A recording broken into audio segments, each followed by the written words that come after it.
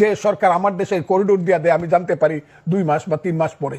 1 বছর যাবত আমার দেশের একটা দ্বীপ, আমি মনে করি এটা সবচেয়ে সুন্দর দ্বীপ, সেন্ট মার্টিন দিয়ে রাখছে একটা রাজাকারের বাচ্চা, ওই যাকে সবাই ফুলপরি কয়, এই যে মেয়েটা। রহমানির রহিম, বাংলাদেশ জামাত ইসলাম কর্তৃক আয়োজিত আজকের এই ঐতিহাসিক জাতীয় মহাসমুদ্রে উপস্থিত রয়েছেন 24-এর গণ অভ্যুত্থানের অন্যতম মাস্টার মাইন্ড জামাতের আমির ডাক্তার শফিকুর রহমান।